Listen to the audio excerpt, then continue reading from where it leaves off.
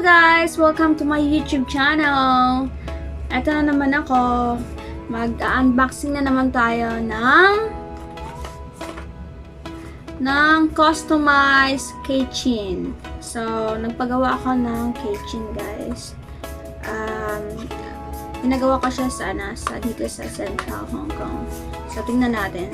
Tingnan natin kung ano yung itsura sa personal. So, buksan na natin. Buksan na natin guys.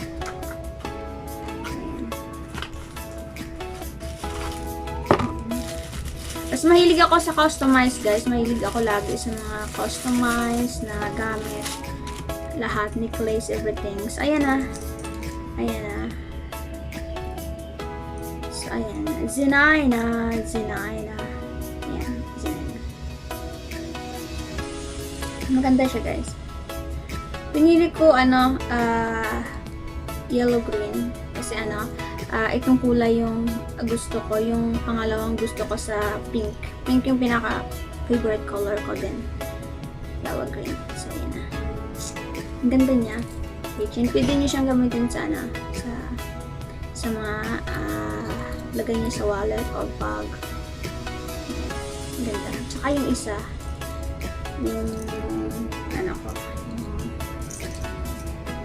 real name, char. Ito, same lang, Zhenhina, Zhenhina. Same. Ganda niya. So, ayun. Maganda siya, guys. Keychain.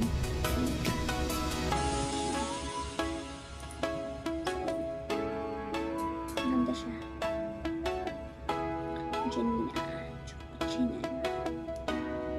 Mahilig ako talaga sa mga customized na gamit guys. So, ayan.